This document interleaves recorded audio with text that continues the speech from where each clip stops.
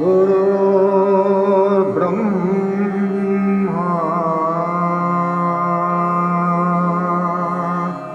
गुरुर्विष्णु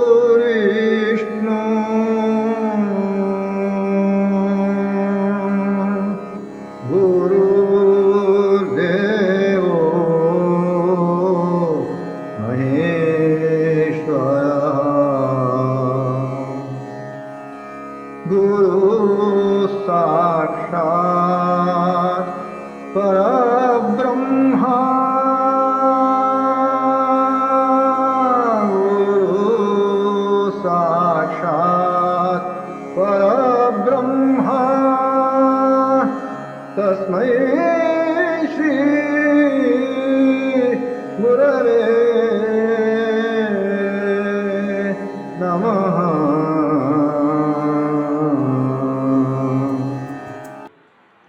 We are in the midst of our study of Saint Augustine. I told you something yesterday. The important thing is he concedes any space to reason also, rationality also. He is a saint, no doubt. But he concedes, he allows, he gives some space to reason also. Normally, saints go by faith only, by belief only. He allows any space to reason also, and that is his dictum.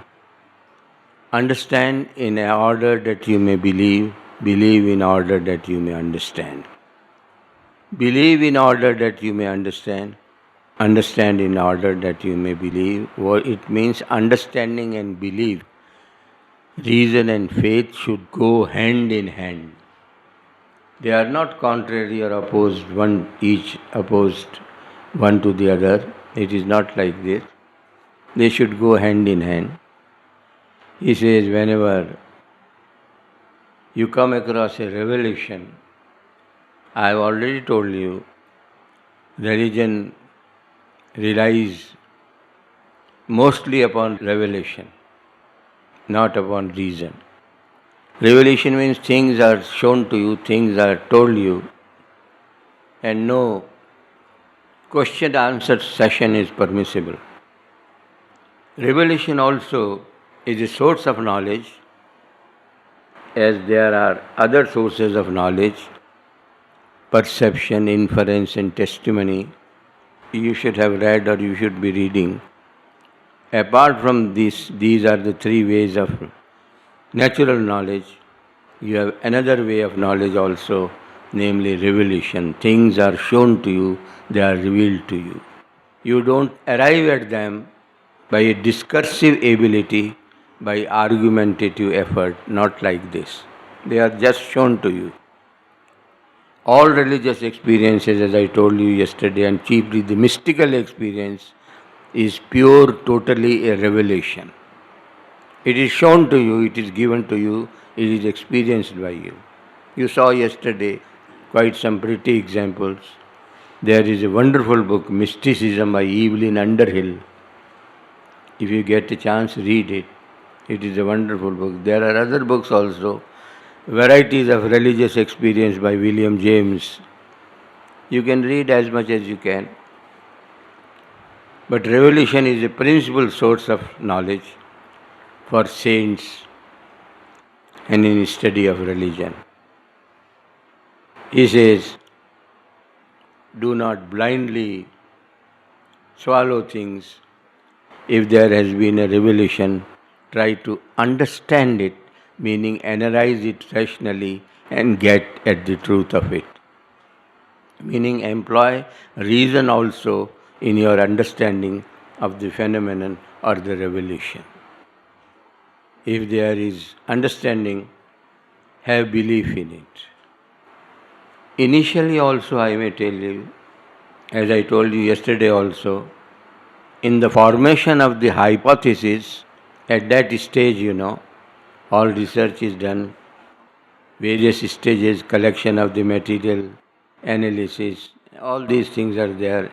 At the end, what could be the reason is the question before you, and there are 2-3 possibilities appearing. You pick up one of them. It is a matter of faith only at that time. Without initial acceptance, without initial belief, you cannot have even knowledge also. So knowledge and belief should go hand in hand. Belief means faith. You have taken things for granted by and large in an unexamined manner. That is called belief, that is called faith. And that is why he has been chosen for your study. Yesterday we were looking at the problem of evil. It is a very formidable problem in philosophy, the problem of evil. To explain it is almost an impossibility. But it has been done. Any saint who is God centric, who demonstrates everything by the agency of God, is bound to answer this question regarding the presence of evil in the phenomenal world. Why is there evil in the world? You say God is good, gracious, benevolent, kindly, condoning. All these adjectives you use for God, and yet there is the presence of evil in the world. How do you account for it? And it has got to be accounted, otherwise you cannot have an advance in philosophy, neither in religion. Evil is there, is a fact. Nobody can blink at it. The problem is to answer for it.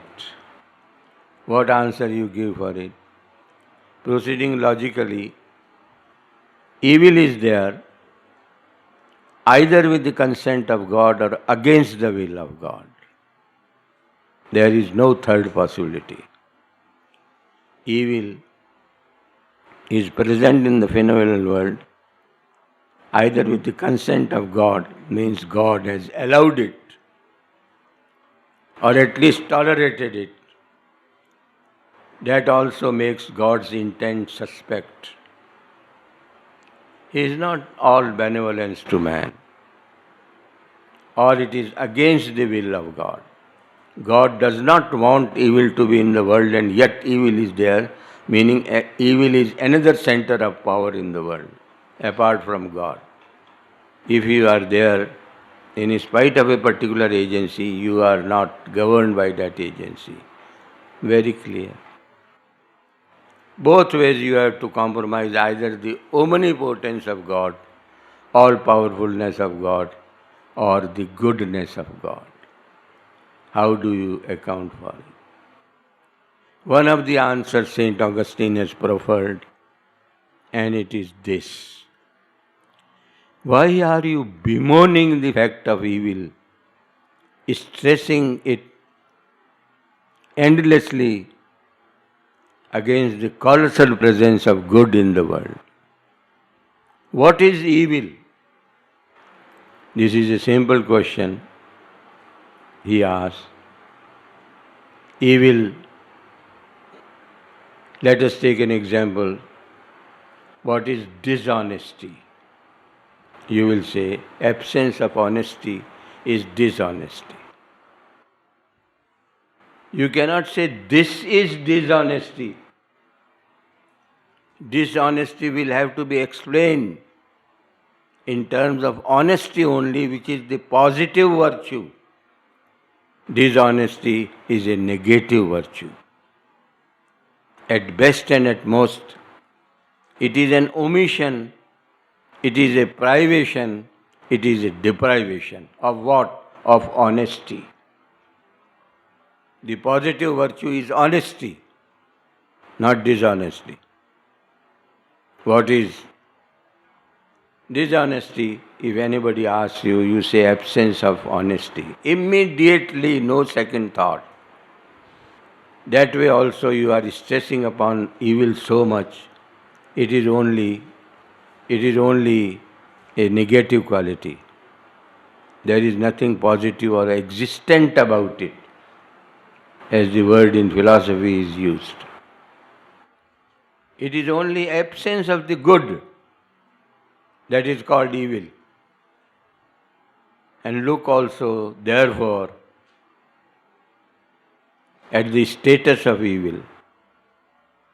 When it is absence of good, meaning it cannot exist without the good.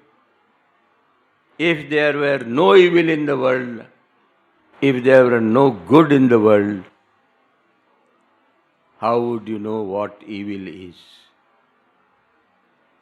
As I said, absence of good, meaning you know what good is, and its absence you style as evil.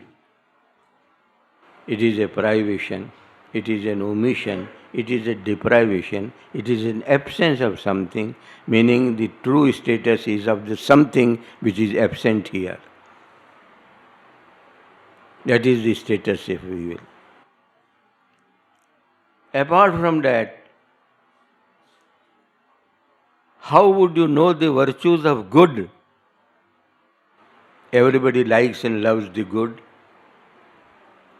How would you know the virtues of good, the blessings of good, unless there were evil also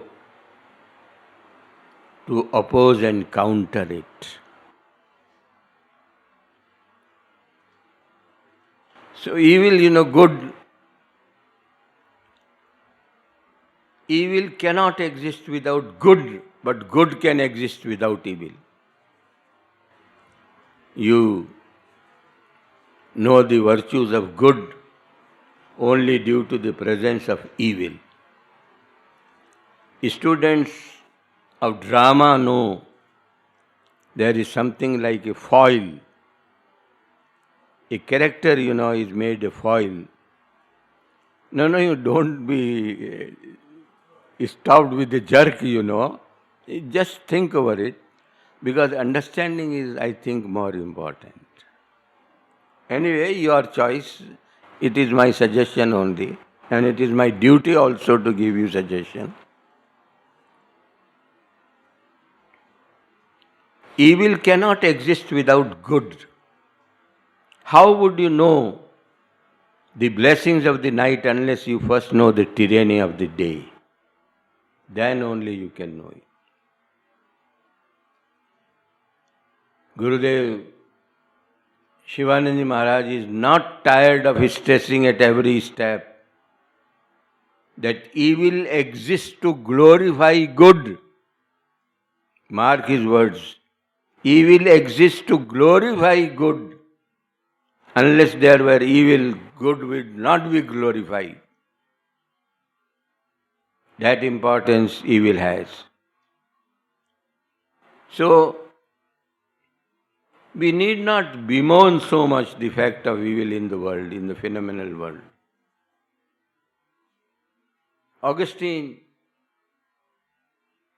in the same light, proceeds and asserts, like the shadows in a portrait, in a picture, there are some grey areas, shadows in a picture. The shadows enhance the beauty of the portrait. They do not take away from the beauty of the portrait, they enhance it, though they are shadows.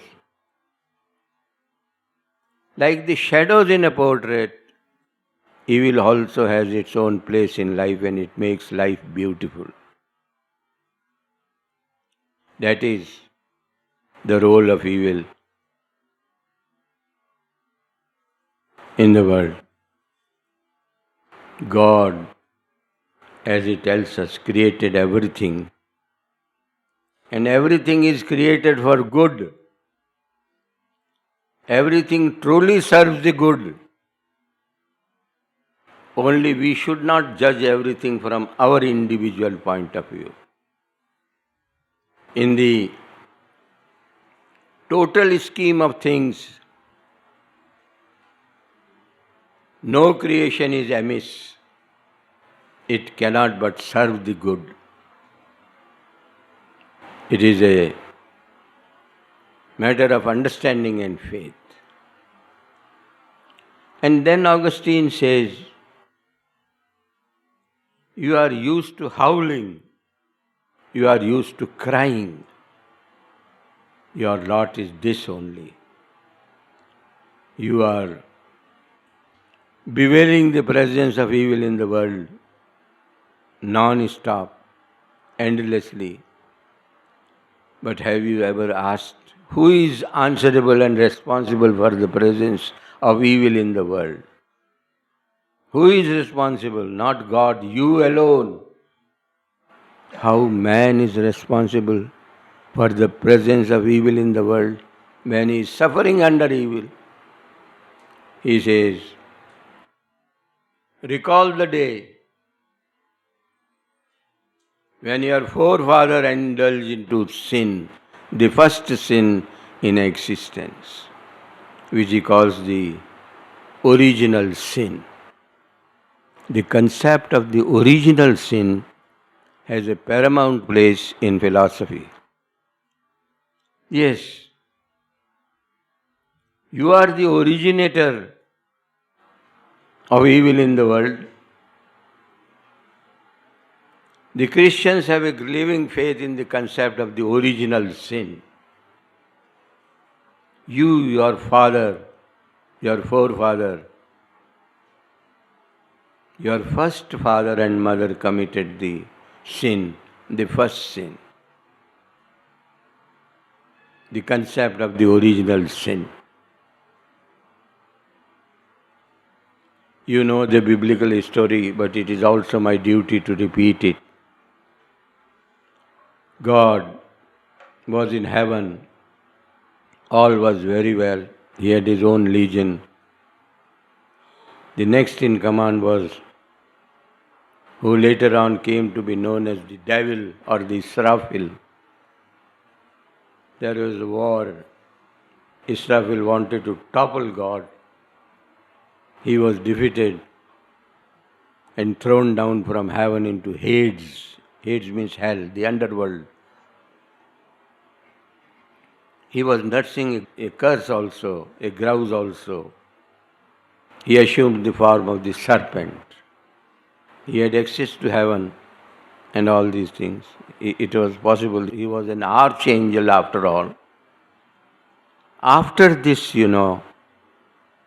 war in heaven, God felt very lonely.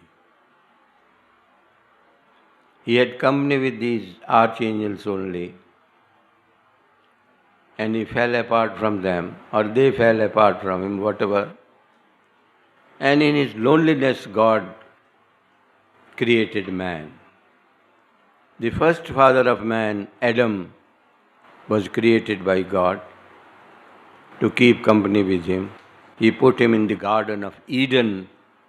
Every blessing there was bestowed upon him, every blessing. Only the fruit of a particular tree was denied to him. He was prohibited from eating a fruit of a particular tree only, otherwise every other blessing was allowed to him. In the evening, God would go for his walk, meet Adam for a while, and he had this company. But Adam also for a while, after a while, began to feel lonely. He was all alone. He began to feel lonely.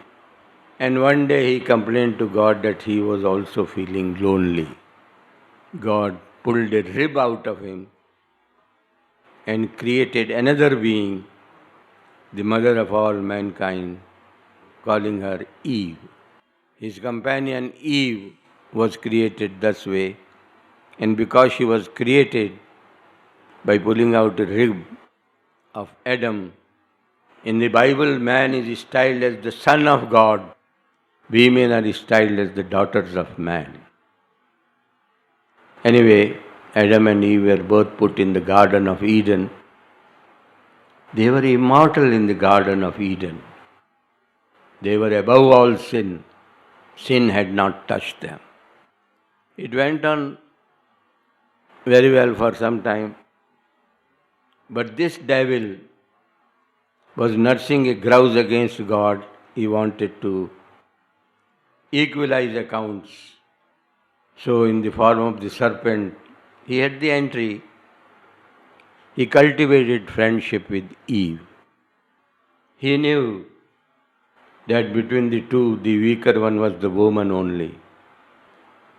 And when he had sufficiently cultivated friendship with her, One day he broached the subject to her and told her, "See, God only pretends to be loving you the most. He does not love you the most. He loves himself the most. The sweetest fruit in the garden is of this tree which you are forbidden to eat. This he has kept entirely to himself. You see and you eat and see yourself." He rebuked him and said, "This is blasphemy, don't talk foolish and this, that, all these things." But devil was not the person to give up easily. He persisted in his efforts time and again. Then one day, in her weaker moments, Eve was also tempted and told the devil, "All right, she will take it up with her husband, Adam, and then see." Women usually never act on their own, they act in concert with their husbands, usually. Very woman-like. After much persuasion, she agreed. She broached the subject to Adam. Adam rebuked her violently. But she was a woman, she was not willing to give up easily. She would persist and persist. And one day, Eve also fell to her charms and agreed. They said, "All right." The devil told them, "You quietly eat. Why do you share it with God? You eat and see yourself, that's all." They did not know God is omniscient. Omniscient means all knowing. Nothing is beyond the ken of God. Nothing can be hidden from Him. So they quietly ate of the fruit of that tree, and immediately it was the tree of knowledge. And immediately knowledge dawned upon them that they were naked. They were without clothes. That was the time when God came into the garden every evening. As usual, God came into the garden, called them. They were His very dear children, Adam and Eve. Then Eve from behind a bush answered, "Wait, Father, wait. We are coming, we are naked. We are coming." God knew we are naked. How can Eve say it? Meaning they have transgressed it. They have eaten the forbidden fruit. They have disobeyed me. And God cursed them and threw them down like devil into this world. This is the concept of the original sin as the Bibles believe, as the Christians believe. Mentioned in the Bible, the concept of the original sin. Milton, John Milton has written a very beautiful poem. You know it. Paradise Lost, you know it. Repeat the lines. Then how do you know it? Then hear the lines from me. Milton, John Milton, he became blind also later on. We are not concerned with that. He has written a beautiful epic sort of thing, not exactly epic, but good enough to be called an epic. These are the opening lines of this poem.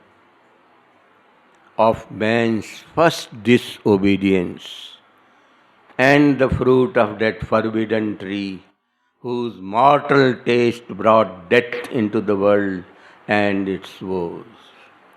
Awake, Aeolian, hark, awake, that I may assert eternal providence and justify the ways of God to man.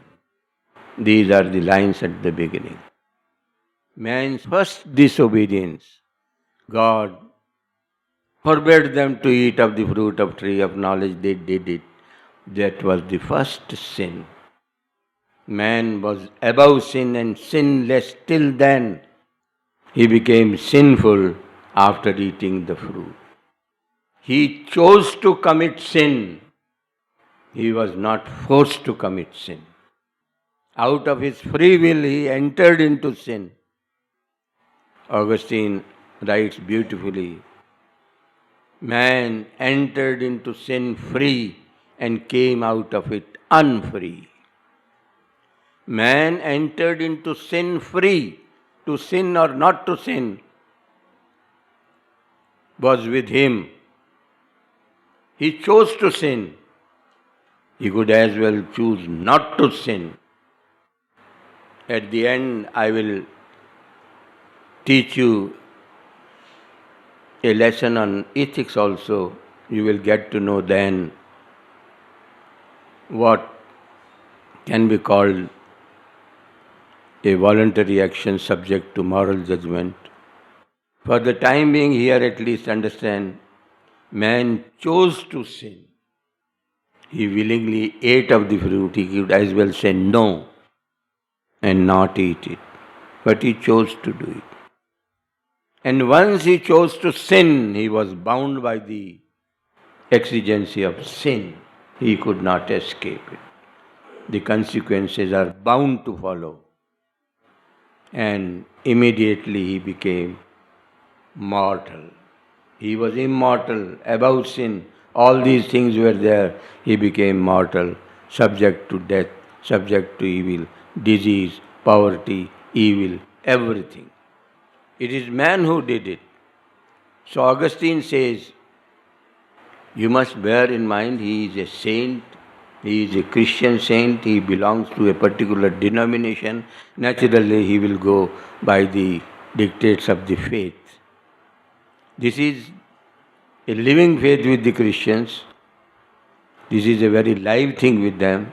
It is not any story. For us, it may be something like this, but it has a meaningful thing to convey. It is there. And a whole range of problems in ethics or moral philosophy is let loose because of this. Is man free or bound?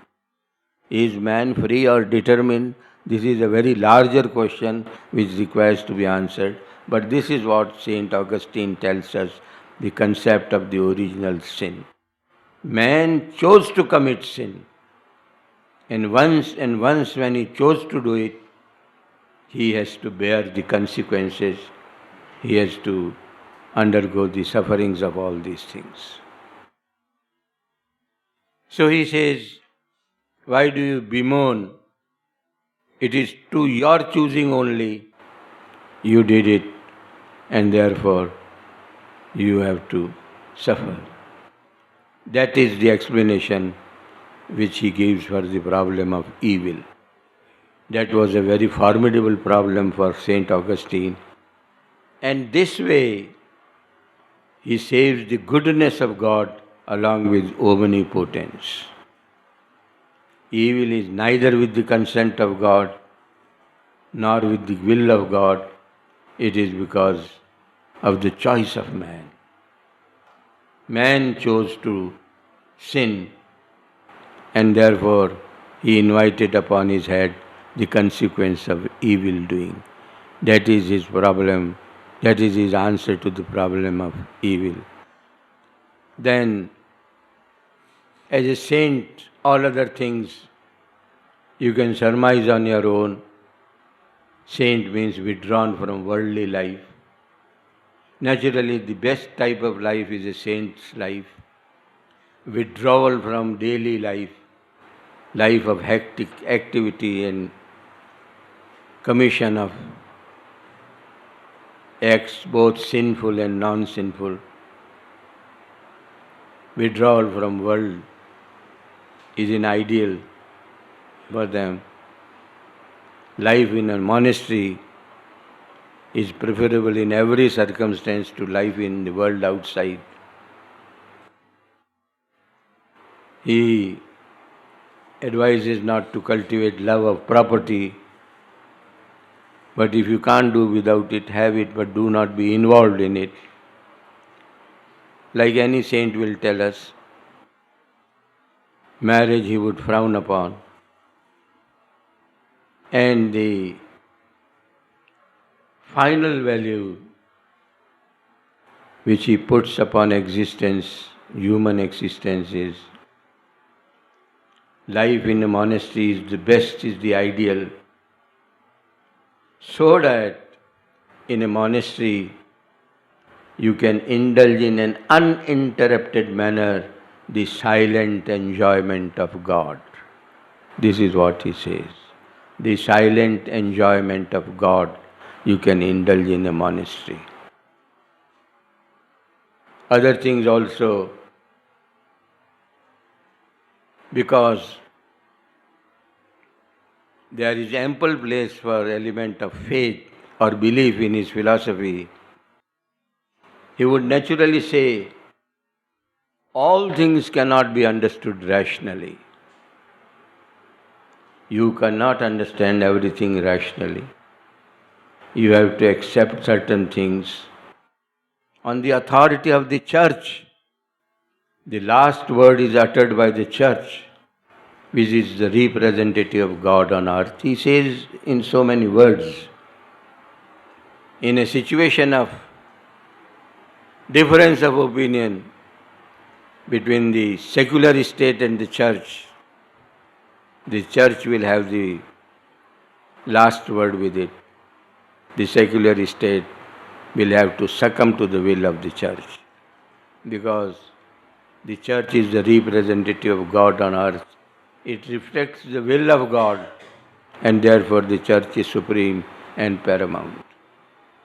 All these things, are very natural with a saint. So the point in teaching you Saint Augustine is to concede a place of reverence to the element of faith in the study of philosophy. Faith also is an important approach in philosophical study, and it becomes ideal when aligned with reason. Faith and reason should go hand in hand. They should not be hostile to each other. That is his greatest contribution, Saint Augustine. How much time more now?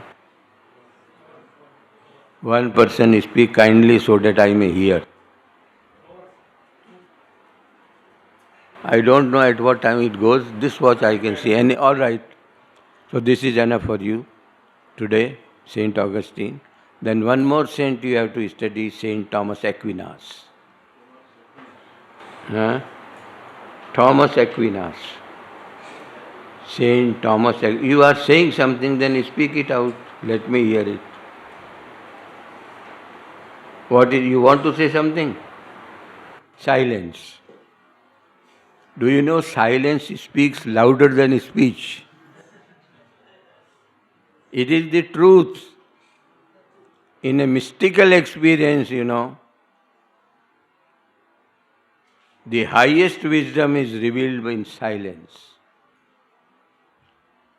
Gurudev also advocates in his method of sadhana a period of silence every day, so that you can be by yourself truly. That is the role of silence. Anyway, very well. Hari Om.